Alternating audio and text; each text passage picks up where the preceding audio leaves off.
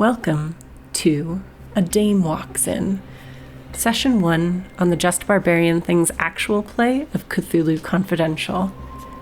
The Los Angeles of this world contains graphic violence, questionable morals, bad language, the occult, otherworldly dangers, and some historical discrimination and politics. You have been warned. This is a duet game featuring Santiago as Enrique Kincaid, private investigator, and me, Rainey, as the game master. It's LA, 1937, and Enrique Kincaid is on the case.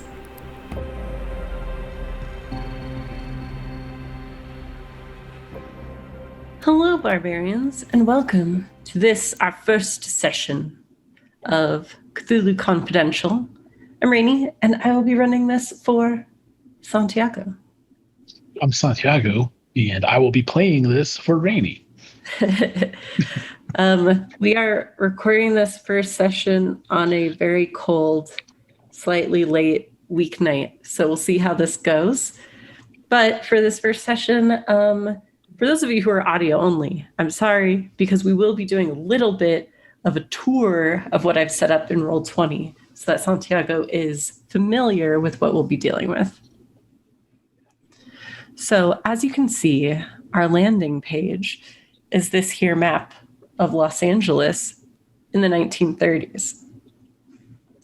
And I've already heard you looking around quite a bit, but a couple of things to take note of.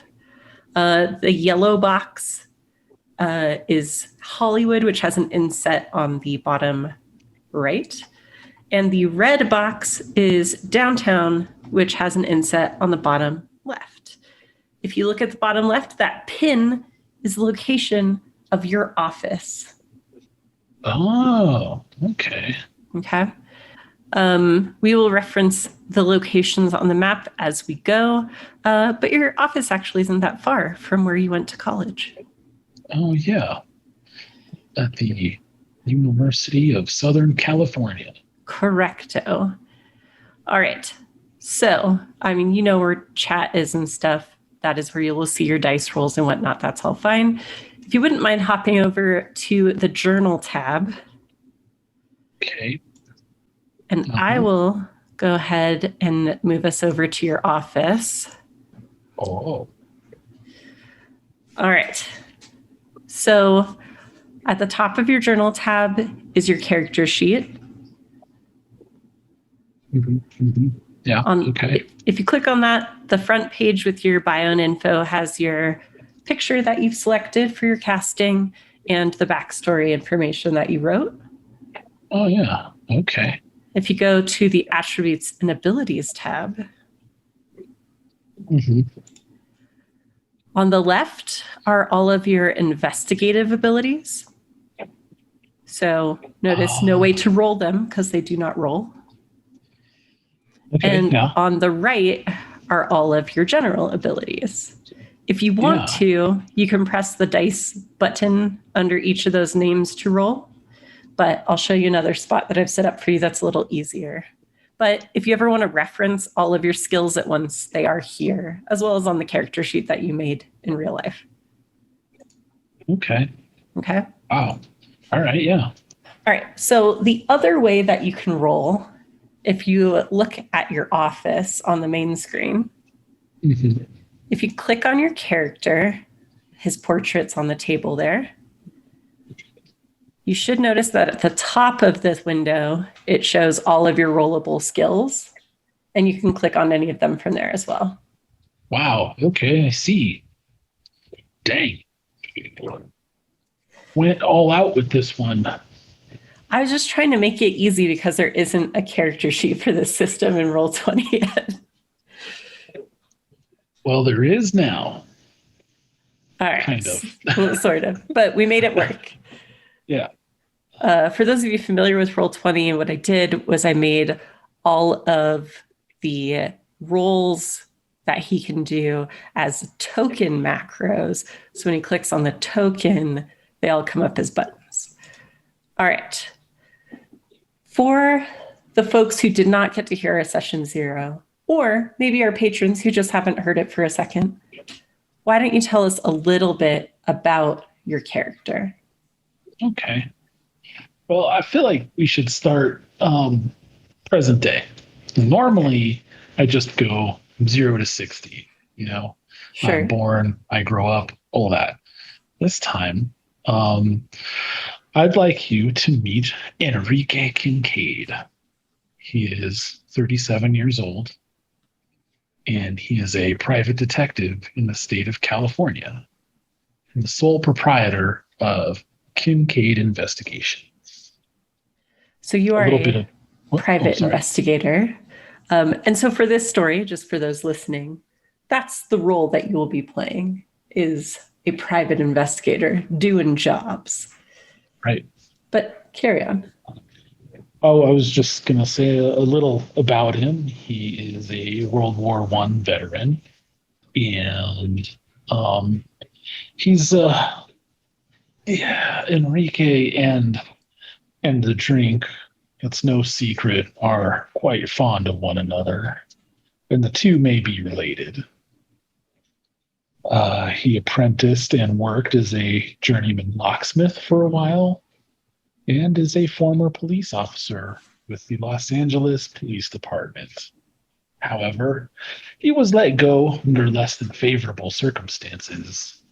'Cause he just wasn't the type of guy to play ball at the time, according to most historical records. The police force in that area was notoriously corrupt, and he would also try to overstep his bounds as a uniformed police officer and interfere with investigations. It just didn't work out. But now you are, as you said, sole proprietor of Kincaid Investigations. Is that right? Correct. And here we are at your booze-soaked desk. All right. Before we get into the story proper, I would like to introduce you to your contacts. So if you look on your journal tab, you should be able to expand your contacts list, and I will introduce them to you. So your first contact is Ted Gargan. Oh. He is Detective Sergeant Ted Gargan, and he is commander of the Homicide Night Shift. He is one of the few cops that doesn't seem to hate you. And as far as you're concerned, probably one of the only ones who isn't in the mop's pocket. Yeah. He seems a good guy. As a contact, notice he doesn't have any skills or anything that we're going to be listing here. Instead, he is going to be able to give you some access to information or maybe things that only police would have access to. So he's that kind of contact for you. Okay. All right. Next, didn't need to bring her out that way. Hocha. No, we'll do it this way. Hopow. All right. So next is Betty Myrna. She is a secretary at City Hall. She's helped you out more than once, both in your times as a cop and now as a private eye. She has access to a lot of intel with where she works at City Hall, and no patience for boorish men, because she doesn't have to. She holds a lot of power there as well. On her attributes and abilities tab, you will see that the abilities that she gives you access to. So these are things that if you wanted to use, you could come to her to do these things for you. So she can do anything related to accounting, architecture, art history, bureaucracy, flattery, and law. All right. Now, just to give us some background, because I made these NPCs based on your character selection of your traits. But for Betty, since she is one of your contacts, what's one of the last things you worked on together? What's something either she helped you with or you helped her with recently? I want to say that something I helped her with was tracking down a not unidentified, a family member, right? Close family, but didn't exactly disclose to me the nature of their relationship, whether it was cousin or sister or whatever. Okay. Just had me track down this young lady and let her know where she was. And that's really all that she wanted. I don't know who this person was to her, nor do I know what she did with the information I provided. Okay. Cool. Very good. All right. Next on the list, we have Dr. Edwin Chang. Ooh. He is a professor of history and archaeology at USC. He is well known for his knowledge of digs and forensics. He works a lot with old bodies. So the abilities he gives you access to are archaeology, forensics, geology, and photography. All right. Now, he was one of your professors when you were in school, but you've still kept in touch. So what is it about you in your time as a student that kind of caught his attention? I think it was my motivation for enrolling and attending school that I returned from the French front, World War I, after armistice. And I was just haunted and driven to determine, to make sense of my experience there. And something I think about my demeanor in that regard resonated with Dr. Chang. And it's what led us to strike up a conversation and then subsequent conversations. And then our friendship sort of coalesced organically from there. Awesome. All right. Next, we have Paz de la Concepcion Hernandez. She is a curandera. So Okay. she has her kind of shop set up in the Chavez Ravine area, which is kind of for lack of a better word, it's a ghetto that a lot of brown and black people live in this area. Mm-hmm.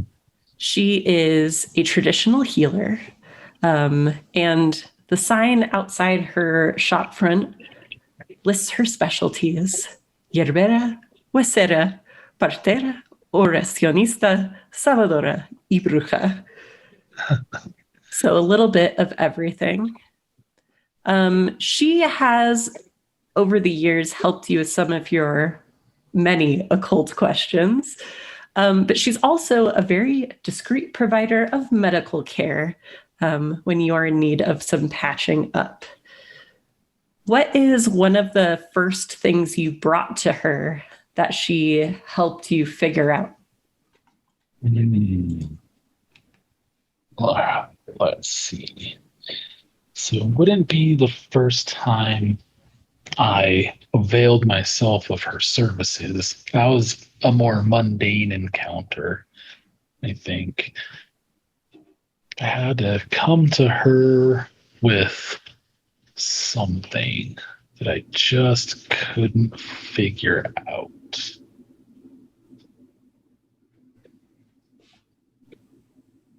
So, what I'm getting from this is that I brought her like a phylactery of sorts, but not in the traditional sense. I mean, it wasn't a fragment of like a saint's body or something like that, but it Right. was a bone, a human bone, right?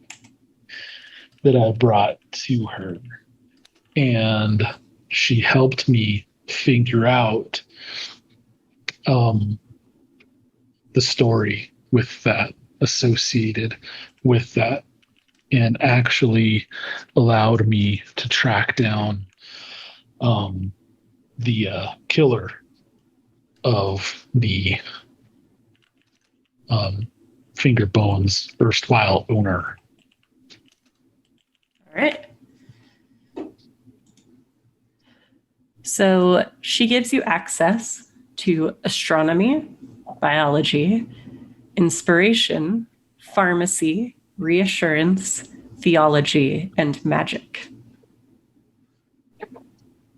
All right. She's pretty cool.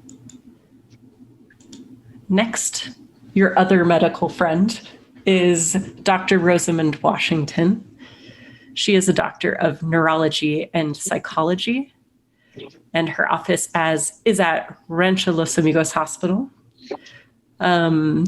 She was someone who worked with you when you first came back from the war, helping you through some of your stresses and your issues, of which you have many, I'm sure.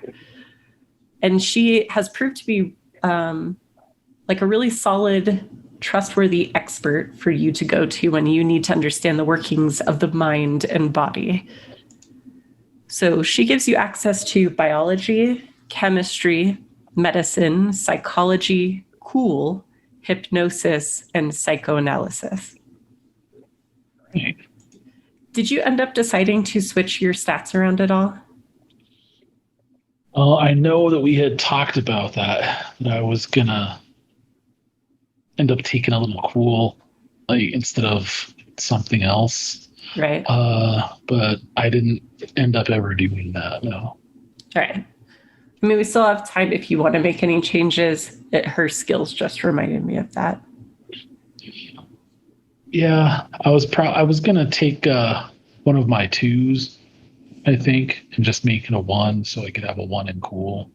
I think was what I was gonna end up doing. Well, you can decide which one that is in a moment. All right. It's probably gonna be first aid. All right. So for Dr. Washington, what is, I mean, for the most part, you have trusted her. You know she knows what she's talking about.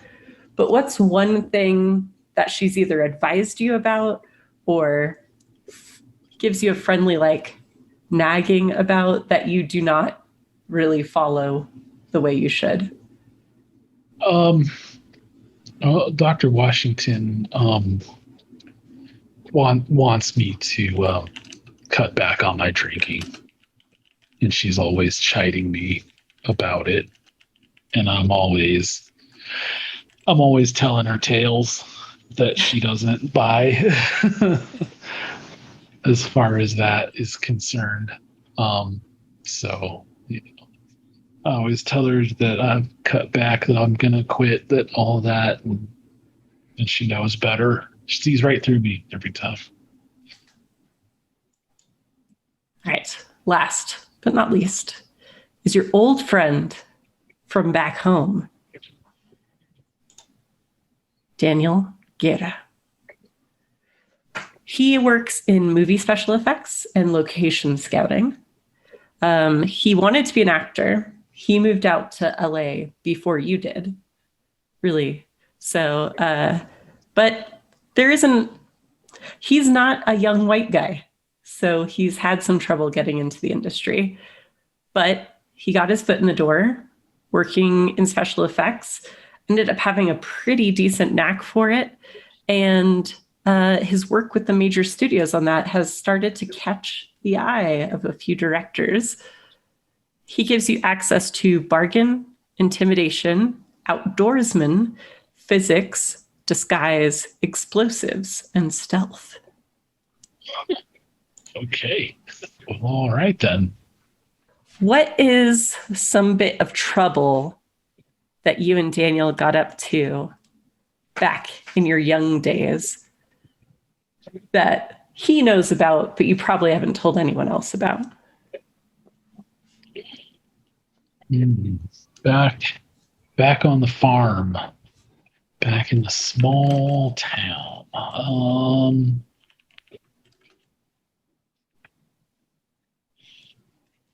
Hmm. Those small towns are notoriously boring, Mm. as I understand, and there's not a whole lot to do for young folks. So that's why they tend to get up to Dickens sometimes. uh, and I want to say there was a meeting of some kind, like an adult meeting, like a farmers association or whatever meeting of some kind, that they decided to prank one day by um, stocking, like putting a bunch of chickens in the meeting hall like the night before, so Mm. that when the members of the whatever association came in to the meeting, it would look like a untended chicken coop, and we all know what that means. Just yeah, gross, right? And so, um, but something went wrong with that. If if I'm reading this right, something went wrong with that, and there was some more significant damage than we had anticipated. Okay. And one last final detail is Daniel got caught and he took the fall for the whole thing. And he refused to let me come forward. Basically insisted that only one of us need, you know, bear the punishment for this misstep, and Mm. insisted on taking the fall for it when I should have turned myself in and done done a time with him. Not like time. We didn't go to jail or anything Right. like that, but you know, The consequences. yeah. Yeah. Yeah. Sounds like a nice guy. All right. So those are all your beautiful friends. What you will notice throughout this adventure, this scenario is called the fathomless sleep, but it could also easily be called, damn, rich white people, why don't you figure out your lives? So many of the people you're going to interact with, and many of them horrible people in this adventure, are going to be rich white people because, but all your friends are cool and eclectic and not all messed up like these other people. And they're there to help you. So remember, in cases where you have the time to bring something to one of your contacts to help you with, they can use their abilities to do so. Otherwise, in the heat of the moment, you will be relying on your own abilities. So speaking of, any changes that you want to make before we get into our first scene? To investigative abilities or either? I mean, either, but you were thinking about moving dice around, so I'm just checking. Yeah, I think I'd like to move one of first aid, to turn first aid from a 2 to a 1, and take one and cool. Okay. So let me add cool for you, child. Beautiful, the best. And now that is part of your token action. So that's all updated for you. So, yep, perfect. All right. So the last thing we need to do, the last thing you need to select before we get started is your starting problem. So you'll notice there are 4 black-backed cards on the table currently. Mhm. The black back cards are your problems. The blue back cards are your edges. You will not start with any of those. But let me flip these for you. These are your 4 options for the problem that you can start with. Based on your background, I have some ideas about what you might take, but this is completely up to you. This is one of the ways that you customize your scenario and certain events that may occur for you. So feel free to read them into the record, let the listeners know what's going on, and then let me know which one you want to keep. So I have to choose one of these problems, see? And that's disconcerting. Okay. The first one is called Who Killed the Cat? Even when you shouldn't look or have no reason to want to know something, you can't not look, can't stop probing. You worry problems like a terrier worries a rat. Problem 2 is lonely. You should have gotten over her by now. She's gone, and gone for good.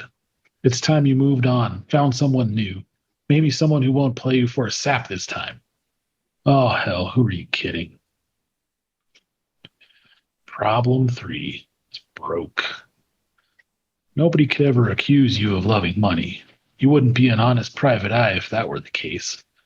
But a man needs to eat and keep the lights on, and you're on the verge of being evicted from both your apartment and your office.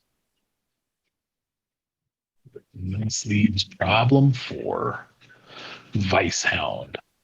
Gambling, whores, the opium pipe. You've kicked all those vices before. So if you slip a bit and indulge one or more of your compulsions, you can straighten yourself again, right? Right? All right. So you may pick one of these to have to start this scenario. Okay. So I don't want to seem lame, but it matches my backstory perfectly to pick who killed the cat or what killed the cat. Sorry. Okay. It's not So you want to go with that one? So that's the one I want to go with. Yes. Okay. That's why he couldn't make it in the force. That's why he went to college. That's why, I mean, it's a perfect fit. All right. Obviously, you can use this yourself to help you with role playing certain decision points. I will also be able to use this at certain points to force you into maybe some situations that otherwise would not have been a problem, or to cause you some penalties to things you try to do to maybe avoid digging at that problem so deeply. All right. As all good detective noir stories start, our first scene involves a dame walking into your office.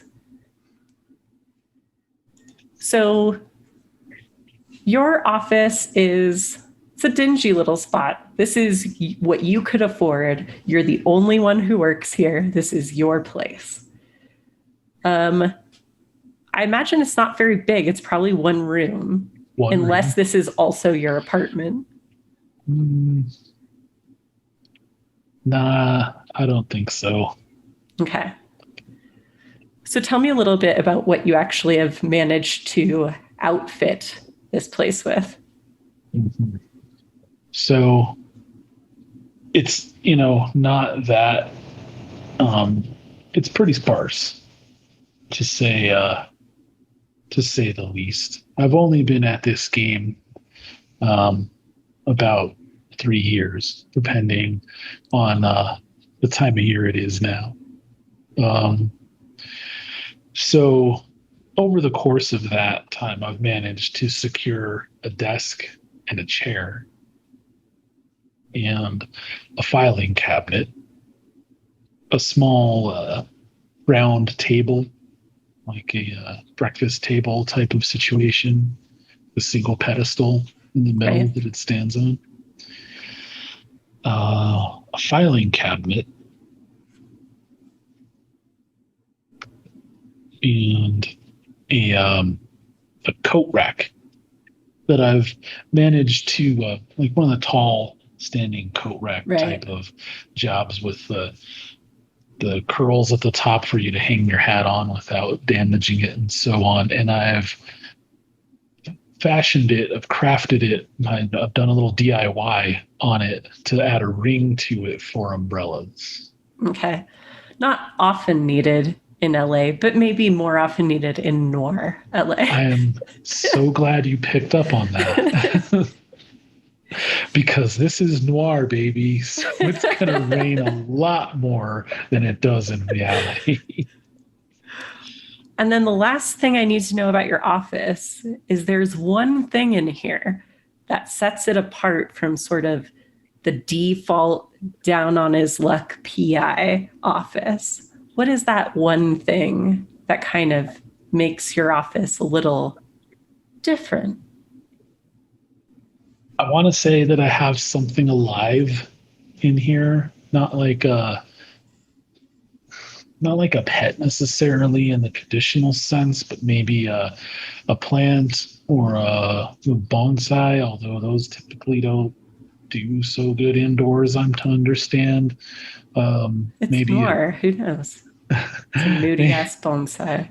maybe a fish or something like that. You know what I Hmm. mean? Because like a fish is a pet. I mean, I guess, but like you know what I mean? Like Yeah, but not you don't pet it. I mean, I get it. right. It's not like a pet in the same sense of like a dog or a cat or like even a It's rat. more ornamental than interactive. Yeah, it lives in its bowl. You feed it. You clean the bowl. Otherwise, you look at it.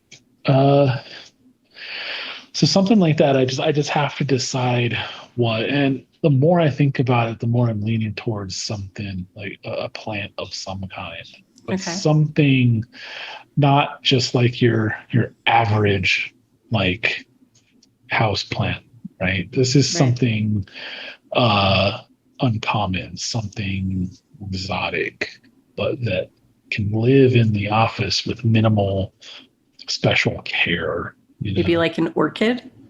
There you go. Something like that. Okay. Yeah, definitely wouldn't be expected to see when someone walks in, but there it is. It's one And little green stick with a pretty flower on the end of it and somehow. well taken care of. Yeah. Like, you know what I mean? Everything else is a bit disheveled, a bit dingy, like you were saying. Maybe there's some general disarray to the area. The couch that I have has definitely seen better days. It was absolutely procured secondhand.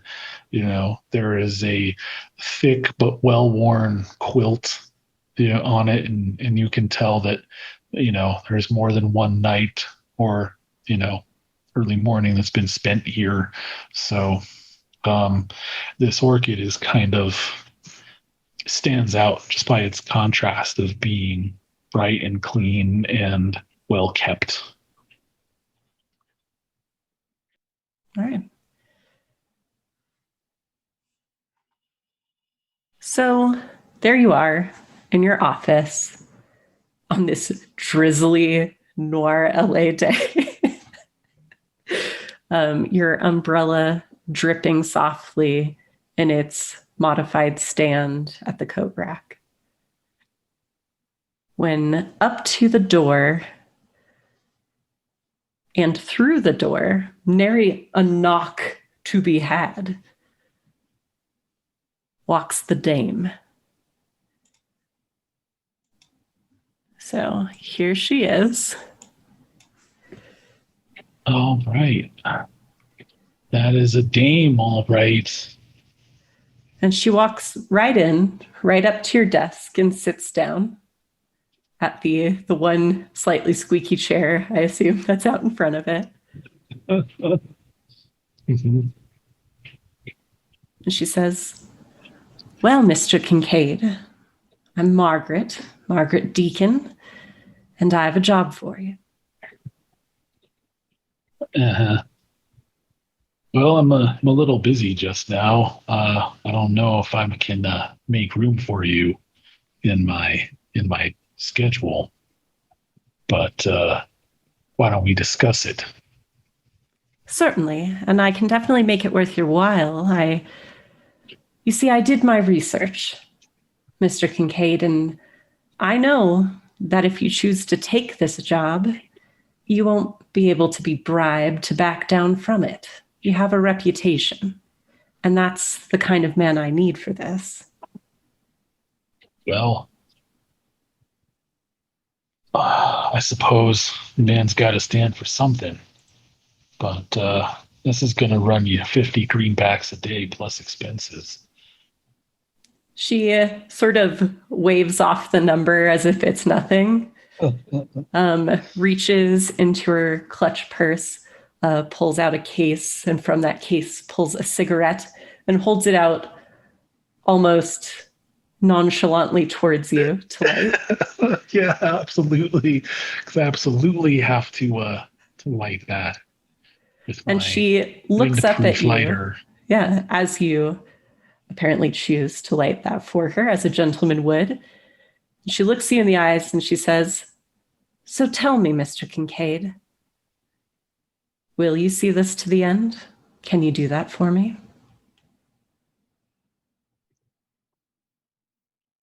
So this is the leap before you look moment that I think is an essential part of any noir story. But there you are in your office, and it's been a lousy day. You're just planning to take the day off, and there you are, and she walks, and it's almost like a magical spell that it doesn't matter what the case is, you're gonna take it. The other problem is that this is one hell of a dame. Yeah. I would say by default, this would be a cool role. But if you feel like there's something you have better to kind of resist going into this for the wrong reasons, I'd be happy to entertain other options. No,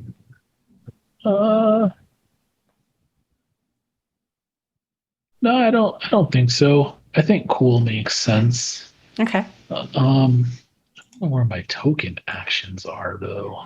So if you click on the little portrait that's on the desktop, Then they come up. then they pop Got up it. at the top. Okay, cool. Then I just have to click the cool button. That is true. And it'll show up in the chat just like a regular role. Wow. All right. All right. I don't know what that means. It's but a I rolled a 4. 4. So in this game, you get to roll your dice. If we were playing in person, you would roll one die at a time, and I'd tell you where you stood with each number, and you could choose if you wanted to take more problems or do more things to try to do better. But in this case, I can tell you that a 4 is the minimum you needed to do very well on this challenge. So, you can see why 100 guys would fall in love with a woman this glamorous, this whip smart. Fortunately for you, you're not one of those guys. You know how to separate business and pleasure, at least in this case. So not only did you resist her charm, you're still going to get paid. You're going to take this for a job. You're going to keep a clear head. But your extreme success with this role grants you an edge. So let me find your edge. Here it is. Wow. And I'll make that bigger for you.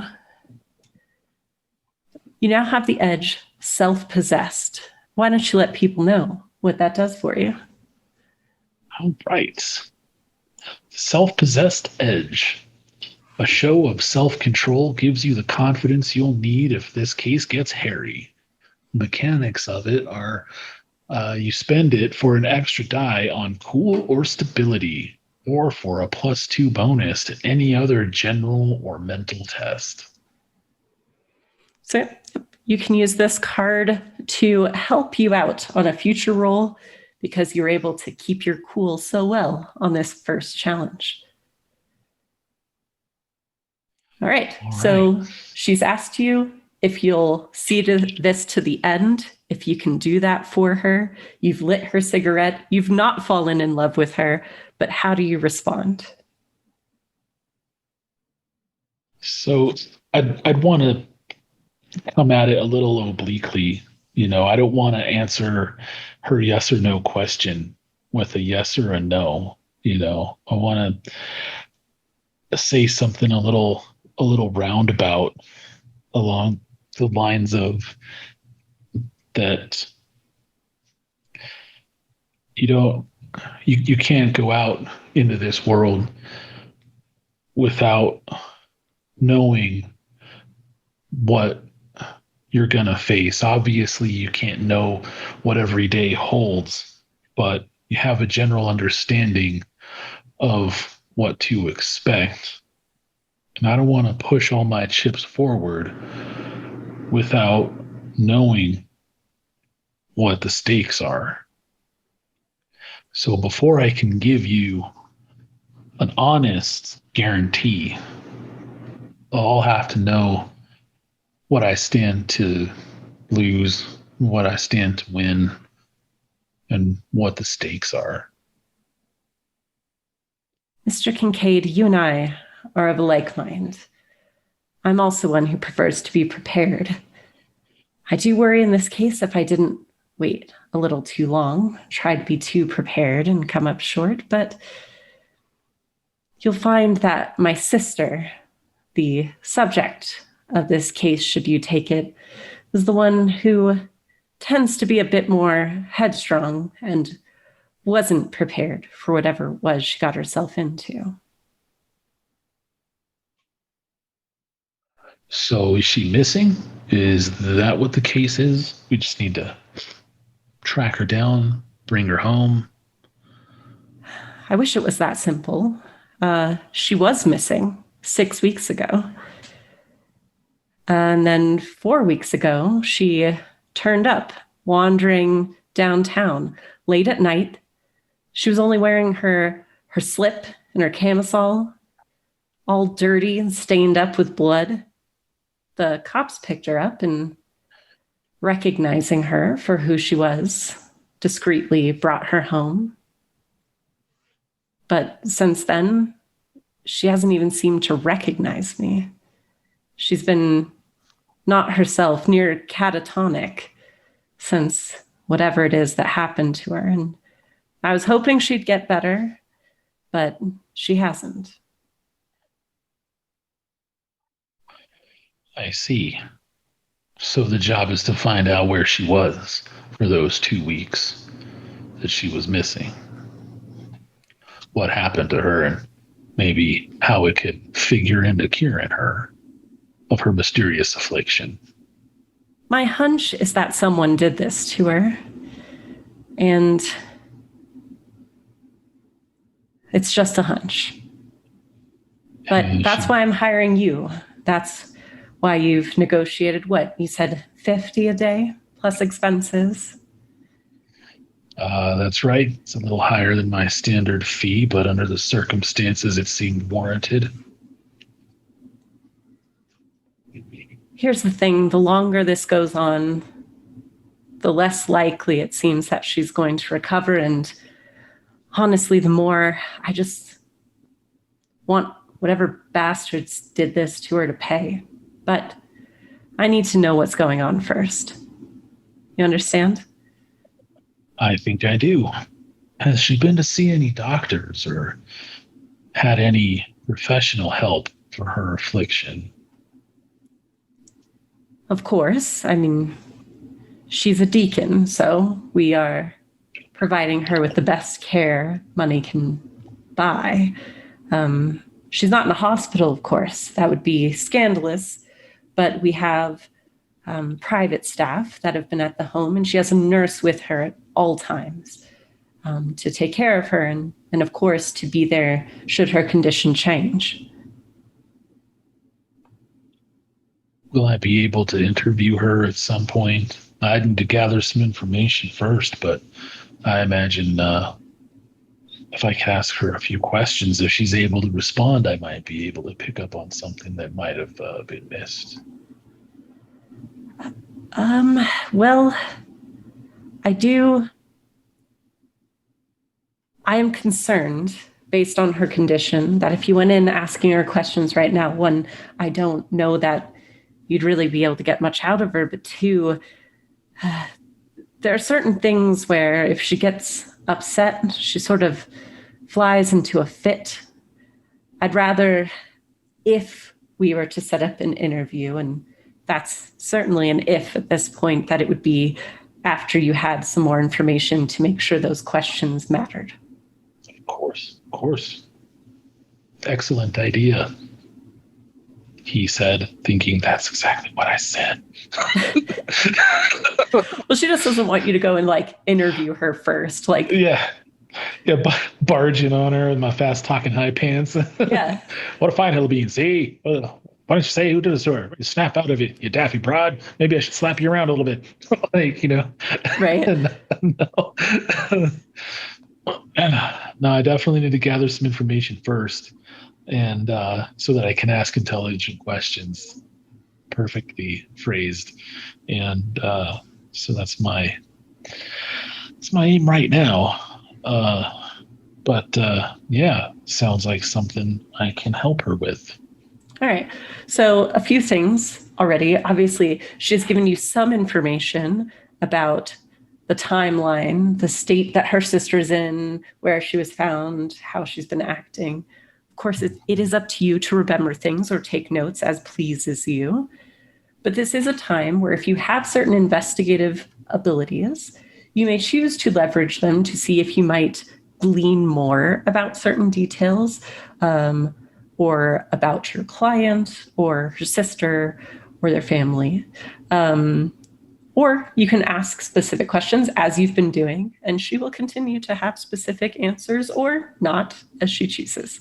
Gotcha. So at this point, I think I'm satisfied if she is playing straight with me. So I just want to assess her honesty to see if that's the case. Because if I get the sense that she's shooting straight with me, I don't really, I think, need to ask her anything else because she already told me that her sister went missing, was picked up by the cops. And so I can get the other side of that story from my contact at the police department. So I want to assess her honesty, see if she's shooting straight with me. And then I think really the only other question I would have for her is that is she aware of any significant events that happened leading up to her sister's disappearance? Okay. So you're using assess honesty. She is definitely being honest with you in that she is very concerned about whatever it is that happened to her sister and definitely wants someone she can trust to look into it for her. When she said she was worried that she had waited too long to follow up because she was waiting for her sister to recover in some way, that seemed very honest as well. That she is concerned the trail is getting cold for whatever it is that happened. Okay. Sounds good. So just one more question, Mrs. Deacon. Oh, Miss, thank you. Oh, of course. Forgive me. Miss Deacon, can you think of anything significant that might have occurred just prior to her disappearance? Were there any domestic entanglements or perhaps anything that would have distressed her to the point that she would have sought solace in, unconventional nightlife or establishment or similar? I see you have not heard much about my sister. She's always been the wayward one. It's always been up to me to sort of keep an eye out for her, which I know she did not appreciate. She was always one since our mother passed to seek companionship and seek answers, and not always in places that I would approve of. And honestly, it's been difficult to conceal my disapproval, which is probably why we didn't talk as much as we should. I see. So it was fairly standard interaction up until her disappearance. Nothing out of the ordinary. No particularly fiery conversation. Oh, no, not with me. She stopped confiding in me years ago. But I will say after she went missing, one of her gentlemen came by the house looking for her. He,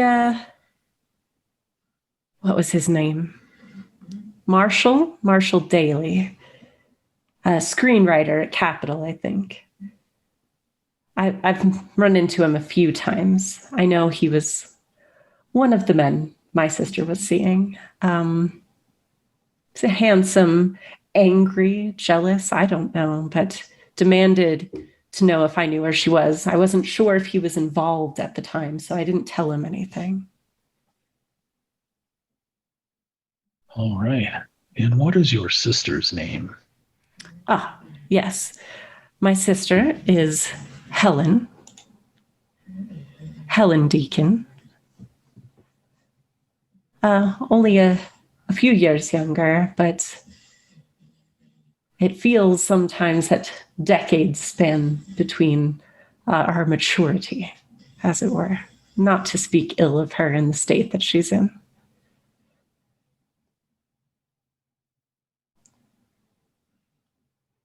Well, all right. Sister went missing some 6 weeks ago. 4 weeks ago, she turned up in a, a fugue state. Yeah, she was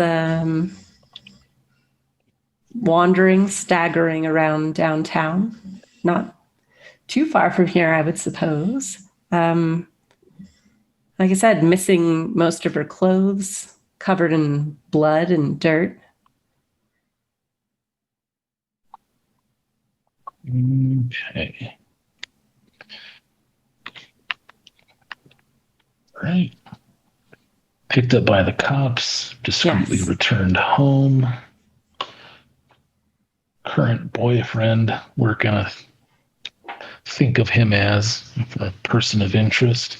Marshall Daly, screenwriter at the Capitol, did you say? Capitol Pictures.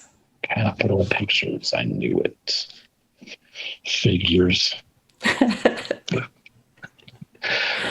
right.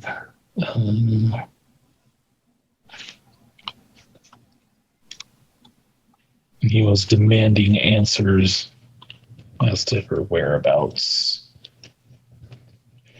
He sent him packing unsatisfied, I assume. It was when she was still missing, and I didn't want to give anything away should he be involved in some way. Okay. So it must have been 5 weeks ago. Okay.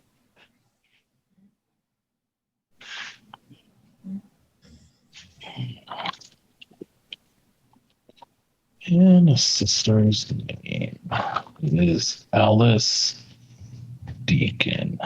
Helen. Miss Helen Deacon. Did you want a photo? Absolutely. If you have one, that could be sure. helpful. Here you go. What? Okay. I had a lot of fun putting these together. Yeah, this casting is great. That is a fantastic dress because it is white on one side and black on the other. So it's almost like this, silk sort of front sheath, and then this deep V of velvet down the back. Very elegant, but also disconcerting the way she's shot because she's looking at herself in the mirror, almost posing. And this mirror is excellent. It's round, full length, so it's a very large mirror. It has four lines rising from each, pole, and at each side of its equator, whatever those points are called. And it's interesting. It's almost evocative of a Zia symbol. Yeah, Not quite the same, but close, yeah. Wow. So that's Not, Helen. not quite the looker that Margaret is, but still, you know, lovely nonetheless. I can't put my finger on who she reminds me of. Anyway, I see. Well, okay. Why, thank you, Miss Deacon. Uh, unless there's anything else you can think of that might possibly help me in my investigation, I suppose I should get to work. I wouldn't know what might help you at this point. I pride myself on being someone who can get to the bottom of things and run things the way they need to be run, but this is one that's certainly stumped me. So should you need to follow up with me on anything, you can see me at our manor house. And she gives you the location of it. Of course, it's in Beverly Hills. I'll make sure the staff there knows to expect you in case you need to come by. Thank you. I assure you I will only stop by if it's of utmost importance. Until then. She gives you her hand. All right. As she stands up from the desk. Mm-hmm, mm-hmm. And she says, I appreciate your work in getting to the bottom of this and being discreet, since you are on the payroll. You can count on me, Miss Deacon. Right? And the first few bills of your advance payment for the day are in hand as she walks swiftly and assuredly towards the coat rack, puts her hat on at a jaunty angle to protect her from the drizzle, and walks right out that door. Okay, I'll make sure and get the door for her and hold it and close it behind her. Here I am, back in my office. Alone again. All right. I think I'll take another look at the photo of the sister. Such an interesting photo. The way it's shot. It's almost representative of a dichotomy that she might, that might be reflected in her. So that's very interesting. I'd like to turn it over and take a look at the back. Typically, people wrote on the back of photographs some information, something. See if there's anything. By the date inscribed upon the back, it appears this is from some sort of New Year's party. Looks like it was last year. So, relatively recent photo. All right. But no other details recorded thereon. Okay. Excellent. Well, I don't think there's any need to spend too much time on the photo then. Yeah, I need to find out details. Details about when she was picked up. And in order to do that, I'll need to hit up my contact on the force. Detective Sergeant Detective Sergeant Ted Gergen. Sure. What time is it when you contact him, and where are you contacting him? I feel like I might be familiar with his habits. So if I know that he stops at a certain time of day at a certain coffee shop or something like that, I Sure. might run into him there. Absolutely. I think you would well know the places where he does frequent and the places he would prefer to meet up, because it would be less likely to get him into any trouble being seen with you. Right. Just happened to bump into him at the all night diner because he is the commander of the night shift. So later that night, maybe arrange to bump into him. Sure. So you meet him up at the diner, not too far off from where your office is. Downtown is a busy spot for a detective and a homicide cop, so nothing strange about that. And he's at his usual booth with his favorite late night order, even though it might not be so late night right now, which is the key lime pie that he claims is excellent. Whether or not you agree, he thinks it's great. Well, all right. Whatever makes him happy.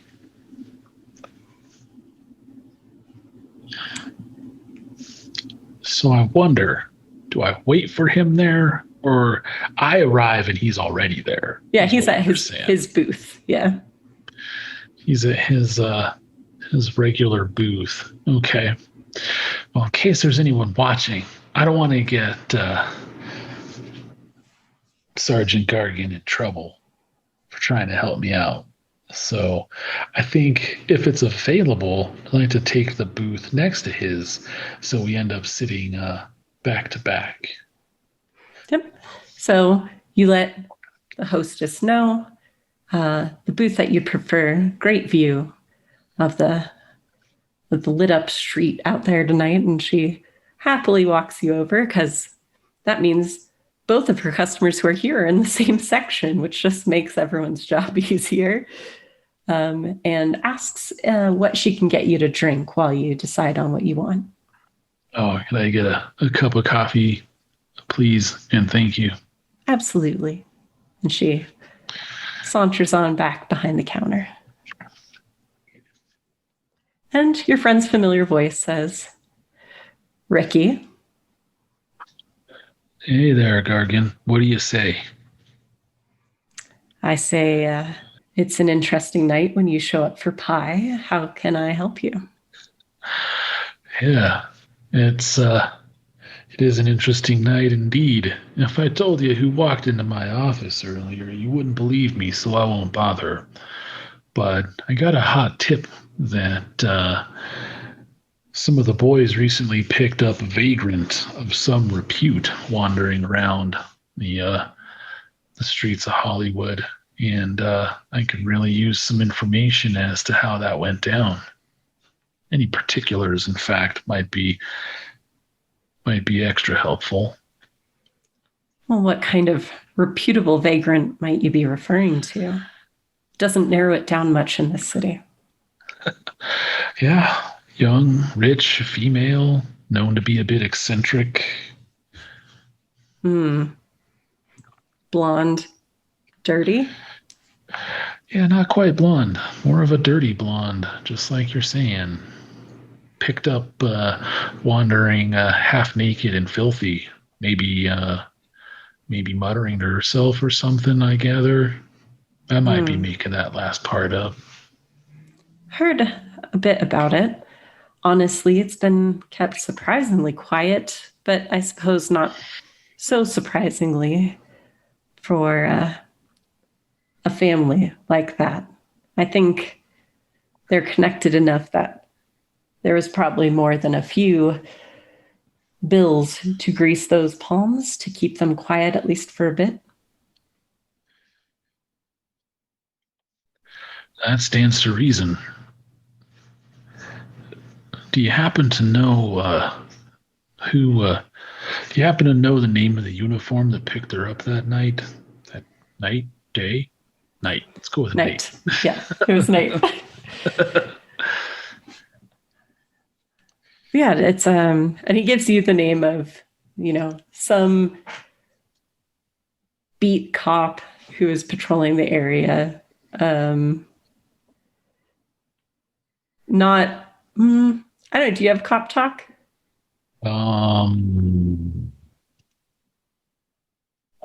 Yes. Okay. Yes, I do. So a name you recognize as being just kind of a young beat cop, much like you were yourself at one time.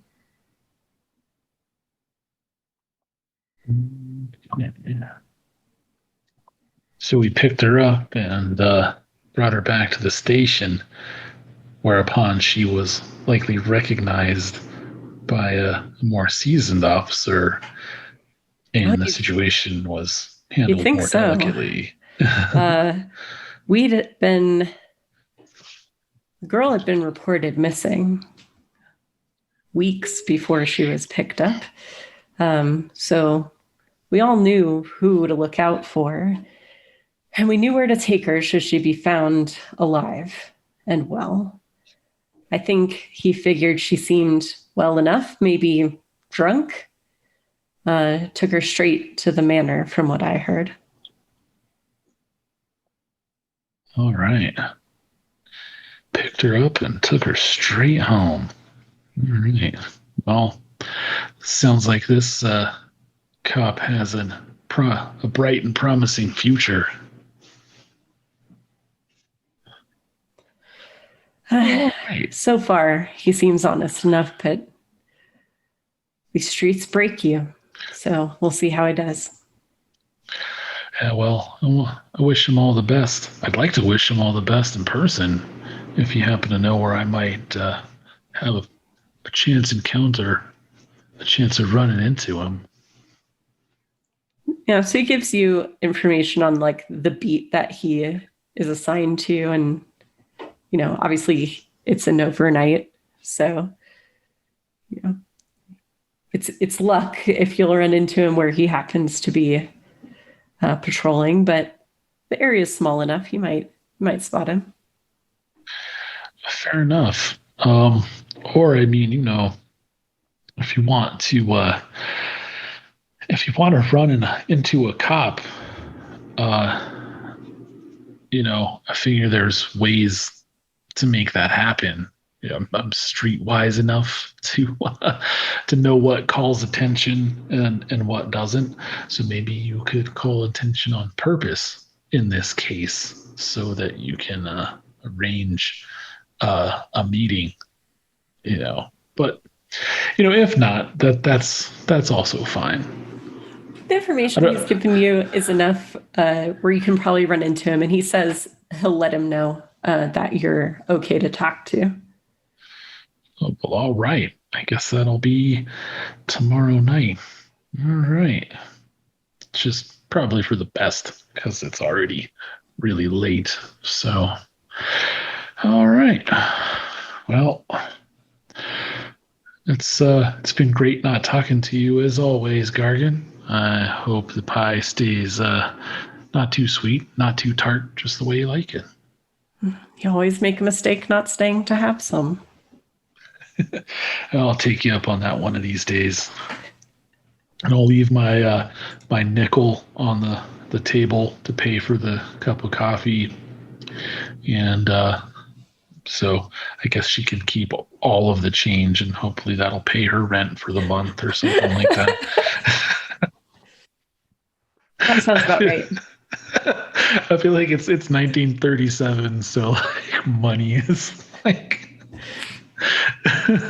you know what I mean? A cup Right. of coffee is like 2 cents or something. I don't know. It's probably a dime.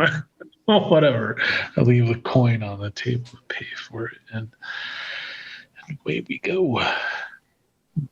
It's like now I want to Google it, right? I want to look up like how much was a cup of coffee in 1937. Google it if you Anyway, want to. I mean, I don't care. all right. Well, let's see if that'll come up. How much was a cup of coffee in? Dang! Look at all those years. 1937. And it should say where, because a cup of coffee in Paris is going to be different from a cup of coffee in Sandusky, Ohio. Um, let's see here. According to this website,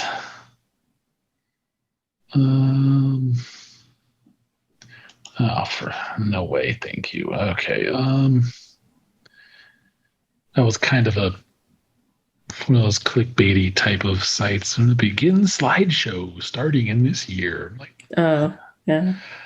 ain't nobody got time for that. All right. So this one's better. Just lets you scroll. Okay, so close enough.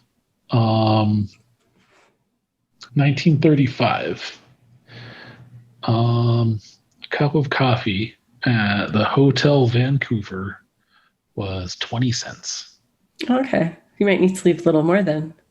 Yeah. Yeah. I have to leave a quarter. A quarter. A $quarter. Oh, man. Or, 2 dimes and a nickel. I don't know. Either way, you're heading out onto the streets of Los Angeles. What would you like to do? Let's see. Well, I know. Well, I don't know if I got enough information from Sergeant Cardigan to determine where she was picked up.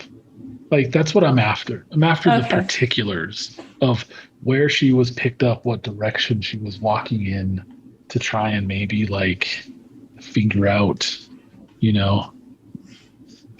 because maybe she was just wandering aimlessly around the streets. Yeah, Maybe no, I there can was give a you that nearby detail alley. if that was your Maybe there was a intention. trajectory. Yeah, that's what I'm after. But I thought maybe wandering, kind of stumbling aimlessly through the downtown streets late at night, looking quite a mess, in much disarray, with dirt and blood all over her clothing, what clothing she was wearing. And basically this beat cop saw her stumbling around, didn't seem to be in any meaningful direction.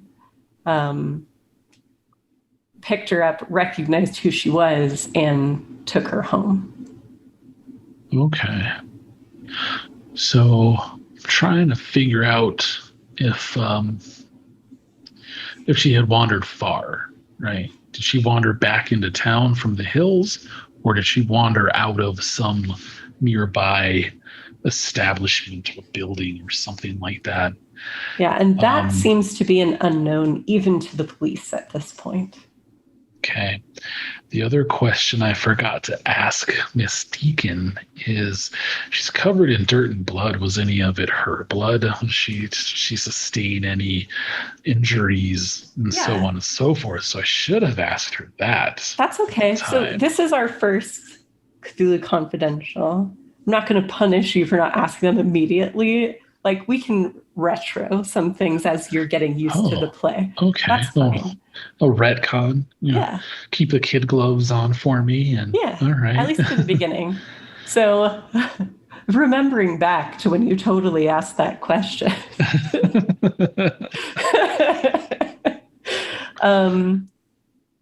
She does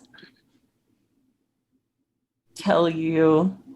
She says, well, like I said, her clothing was a right mess. Blood, filth.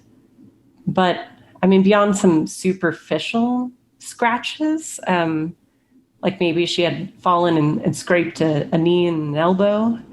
Um, it didn't seem to be her injuries, or if they were long healed by time she came back home.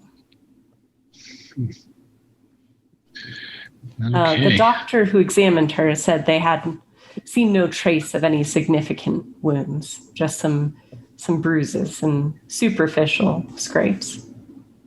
Okay. All right. Yeah.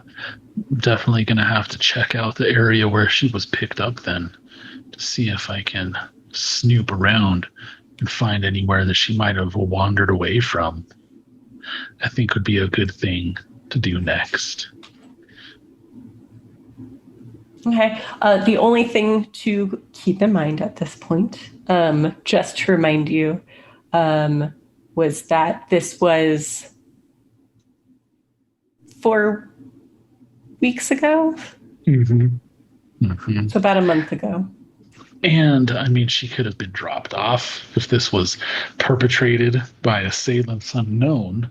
Just because she was wandering around there doesn't mean that's where that she was in the area previously. Pulled up in the Studebaker or whatever, the Oldsmobile, booted her out, and then and left. Left her there to wander. That's a possibility. So I was just thinking that we got to start somewhere, right? We got to start looking for clues that way. And I've talked to my cop contact who gave me information about when she was picked up. And I don't know if I can do any other contacts that might help, especially given that I don't have anything necessarily particular about Helen herself. Like I don't know what she's been saying. I don't know if she has given any clues herself or anything like that. And that would be also useful information. I feel like Margaret would have told me if that's the case. Yeah, she said she's been near mute, catatonic, flying into fits every once in a while if, overstimulated, right. But otherwise doesn't even seem to recognize anyone in her household. Okay. Yeah, the only person I can think of who might be able to help me with that is Paz. She might be able to shed some light on things as far as why someone might behave this way, and if not her, Dr. Washington also. But I feel like there are two sides of the same coin. Sure. You can go to your contacts. I will say at this point, you don't have a lot to go on for them to give you information for. It's true. So I know you don't have a lot of leads right now, but you'll probably have to chase one and try to get some more information. Yeah. Well, all right. I guess the only thing to do next that I haven't followed up on is the boyfriend. So I should probably track him down and pay him a visit. You would be familiar with the studios, obviously, working in LA. And you would be familiar with, Capitol Pictures is one of the large studios that's in town. And they have all of their writers set up in a little kind of side office at the edge of their facility. It's actually nicknamed Typewriter Alley because of the telltale sound of the screenwriters' offices. Let me grab that for you. Let's see. There we go. Give you a little idea of what you're looking at there. All right. And if you wanted, you could certainly head down to Typewriter Alley. You could scope the place. You could walk in like you have business there. You could go asking for him. I mean, your approach is up to you. There's, I don't know. I like to take the surreptitious route. That's just kind of my style. And so I don't want to barge into the office, like I own the place and start demanding answers from this guy. I'd rather catch him somewhere, at least neutral territory, if not, maybe somewhere where he's got his guard down. So I feel like I'm just going to wait for the guy and follow him. Okay. So, I mean, the basic description you got of him, that he was handsome, angry, maybe the jealous type, and a writer at Capital Pictures. But I can assume that perhaps you asked for more details so that you could recognize him. Yes. I feel like I can probably, through one of my contacts, get a picture of him or something like that. Like I can hit up Betty, or perhaps Daniel might know who the guy is. Maybe Daniel could come with me and be like, "That's that motherfucker right there." I think Daniel could absolutely let you know exactly where his office is in Typewriter Alley, so you know where to look. And probably what he looks like. If you want a picture, I mean, everyone in Tinseltown has a headshot, right? Right. Let's I have one myself. You are looking for Marshall Daly. Here you go.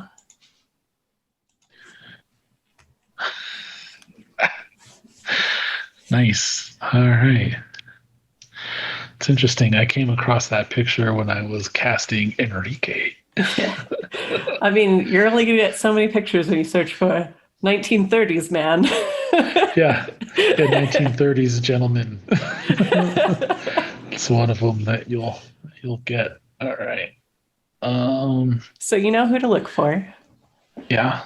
The type that probably could have had some luck on the silver screen if he had any sort of desire or aptitude for it.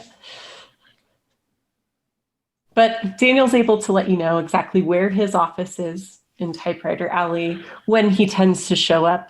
From the information that you get, it seems he's a little bit of a procrastinator, late to arrive, likes chatting with everyone. And then when he runs out of excuses, spends some time in his office before leaving for the day. Okay.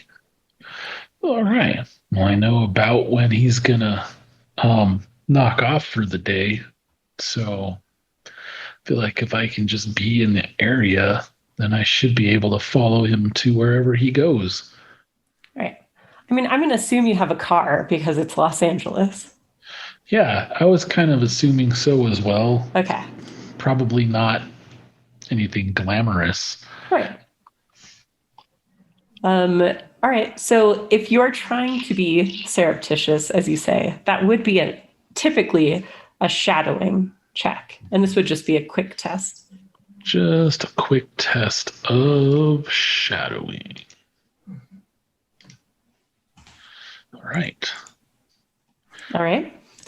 I will tell you that was successful. So you're okay. So that was a 2d6 for a result of only 4. But yep. But that's all you needed in this case. You do notice as he leaves for the day, he does seem You're good at not being noticed because this isn't your first rodeo between your previous work and your current work as a PI, having to shadow somebody. But he does seem to be checking behind him an awful lot. He checks over his shoulder when he gets to his car. He checks the rearview mirror almost constantly. He seems paranoid. All right. And he drives over to a modest looking house. It doesn't appear to be his own. There are other cars parked on the street and in the drive. Looking through the window, you can see it's some sort of meeting is taking place. There's a gathering and some strong talking. If you wanted, you could probably overhear it. I mean, it's 1937 windows, so they're not exactly soundproof or double pane or anything like that. Yeah, depending on the time of year, they might even be open. Yeah, that's true. It's Los Angeles. So Right. if it's not noir weather, it's warm weather. So the windows are probably open. There's no air conditioning. So yeah, I'll creep up and see what I can overhear, or I'll at least attempt to. Yeah, you don't have to roll for it. I mean, there's no roll required to hear with your ears. This is very obviously a very I would say, I'm not going to say not serious, but not like plotting, conniving. This is a meeting of local members of the Communist Party. They appear, based on the way they're talking to each other, to all be screenwriters. And their goals seem light enough that they border, more on the liberal side of things than anything extreme. But they do all seem to be very strongly agreeing that the worse they can make Hitler look in their films, the better it will be for the party and the people overall. Okay. And then they seem to be wrapping up, confident that their goals in writing Hitler to be an idiot will strike a great blow in the name of the cause. And he gets back in his car and drives to his little apartment, not far off from the studio areas. All right. So now he's going home. Mm-hmm. He's not going to go out or have a drink or anything. Interesting. Well, I mean, let's see. I don't want to, like I said, I don't want to confront the guy on his territory. It'd be much better if he was out somewhere in public. But if he's not going out, I don't have time to waste. I need to get results. So I'll wait for a while and see if he comes back out. And if he doesn't, I'll have to head in. All right. So I'll say after a while, he does come back out, changed out of his work clothes, basically. Still, I mean, it's 1930, so still looking fancy somehow because no one has casual clothes. Right. He seems to be taking a brisk walk, perhaps to grab a bite, round out the evening. But he's off on foot this time, so maybe not going too far. Okay. Yeah, we'll have to keep up the tail on him. All right. Are you just going to wait for him to get somewhere neutral? I mean, I can keep narrating stuff he's doing, but I kind of, what do you want? What do you want from me? Sorry. I'm waiting for him to go someplace that's, public, neutral, something like that, but that maybe isn't necessarily, somewhere where we could have a semi-private conversation, but that is still where he doesn't have the home court advantage. Okay. So he takes a brisk walk a couple blocks down towards the Chateau Marmont, and heads in through the entrance closest to the bar. Okay.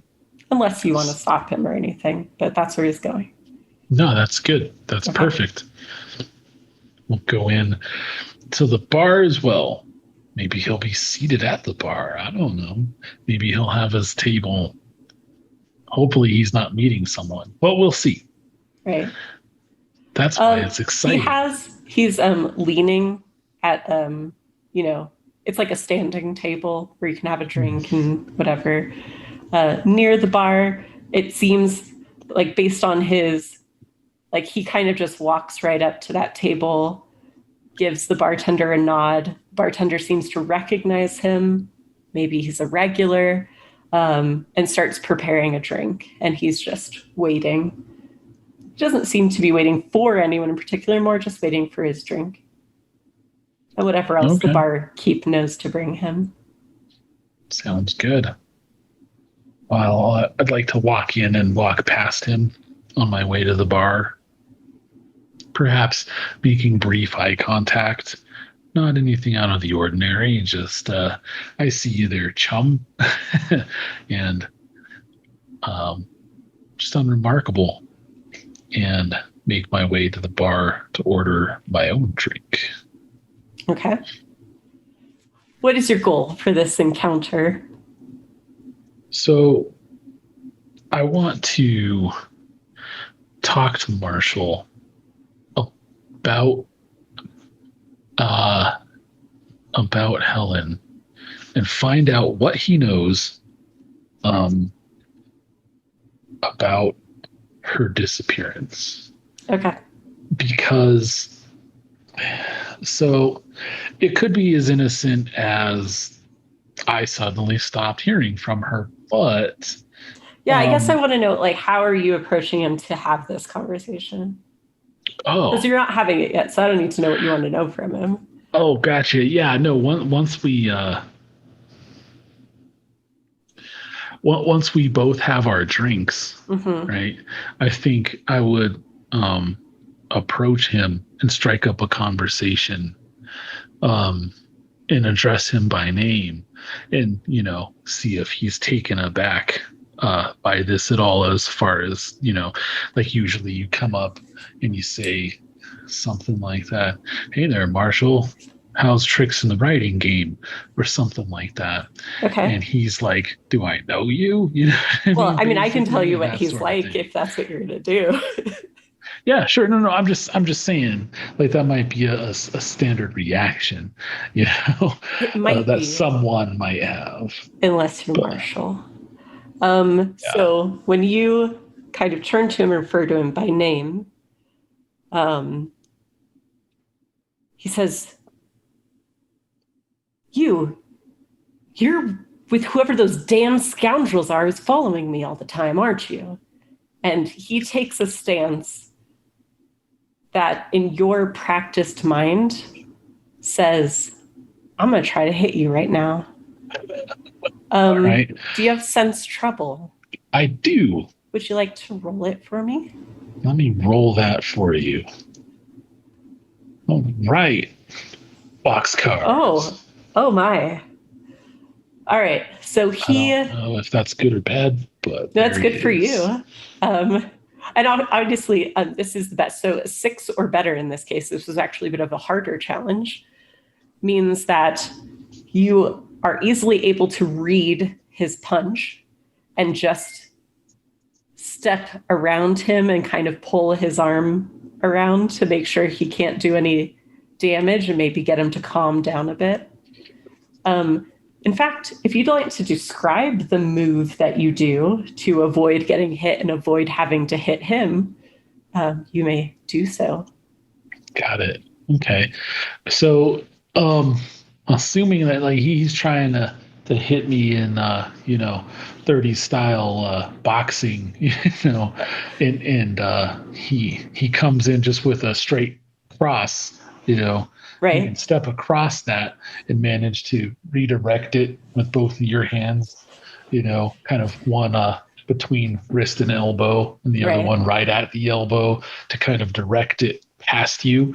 And you end up sort of switching places when you do that kind of thing. And it directs his momentum towards the bar where you were coming from Right. and swings you back around back to where he was standing. And while he recovers himself, because you don't throw him with any force, you Right. just kind of direct it so that it doesn't hit you, and switch places with the guy, and that allows you to, again, while he recombobulates himself, because that's usually unexpected for someone to do that. I think you can say, "Look, I just want to talk. That's not a good idea if it's going to go that way, friend." So, being so easily disarmed, a couple things are going to happen because of your role. So, we'll get into the crunch of it here in a second, as crunchy as this game gets, which is not very. Oh, But he kind of puts his hands up and he's like, all right, we don't need trouble. I'm just sick of being followed, you see. For your success, because you rolled a 6 or better, you do get another edge. So you get this one, which is quick reactions. quick reactions. Okay. Oh man, I get to spend that for an extra die on any athletics, driving, or fighting test. Okay, that's good. I've got an edge. Right. And because you succeeded on the roll without needing that second die, so notice you already had succeeded with your first 6, so you didn't need your second one. Yeah. That gives you an extra push. So on your character portrait, you'll notice you'll have the little red 4 at the corner. Mm-hmm. I'm going to make that a red 5 for you. Oh. So remember, you can spend a push to get a little bit of extra information during using your investigation abilities. Or there will be certain situations where I'll let you know, oh, if you spend a push on this, you'll get something like this, So I'll give you opportunities to spend them if you have them. Right. But right now, you have 5. And with that, with Marshall putting up his hands in a show of surrender, looking back towards his drink because it's now behind you on the table since you switched places. Mm-hmm. He says, all right, don't need trouble. I'm just sick of being followed all the time. That is where we'll leave it until next time. Okay. Interesting. Man, I have the perfect move. Hopefully I remember it for next time. We'll put it in your notes. Yeah. Sounds good. All right. Well, how are you liking it so far? So far so good. I'm not very good at sleuthing, so I can only imagine. I just hear the voices of anyone like listening, like, oh my god, talk to the boyfriend, like, you know what I mean? While I'm like dicking around, talking here, talking there, wanting to go, case the neighborhood where she was picked up and all this other shit. And it's like, haven't you ever seen like an episode of CSI or anything?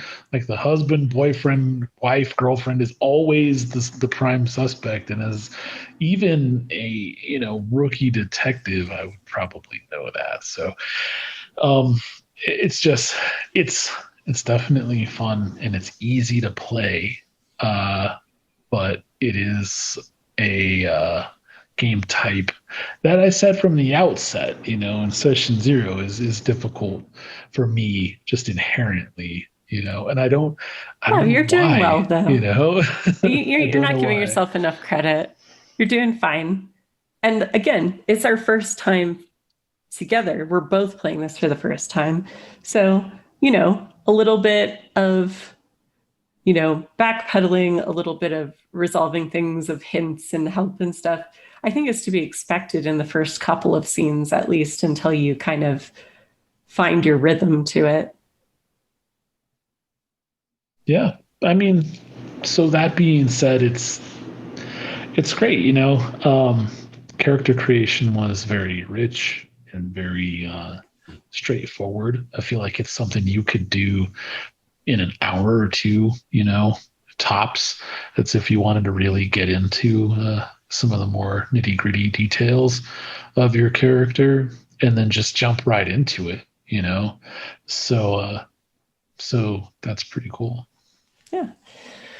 Yeah, and for most of you out there, if you're interested in this game, all these scenarios, so there are scenarios in LA, in New York, and in DC, and all of them have an investigator associated with them that you can just pick up and play without really doing much of anything.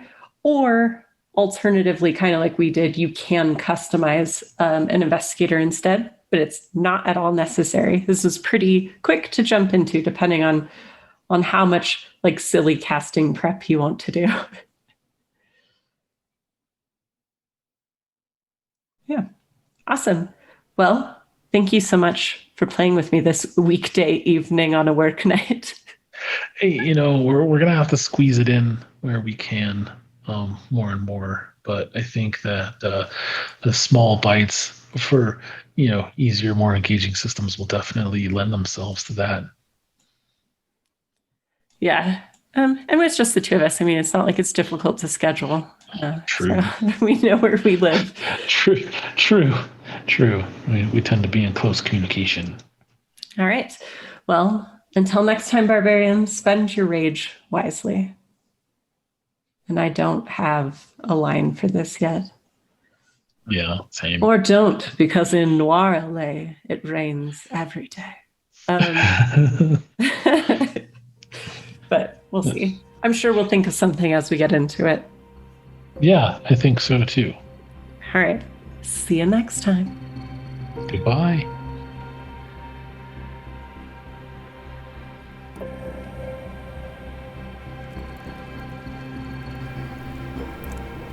Thank you, barbarians, for listening to Session 1, A Dame Walks In our Cthulhu Confidential series.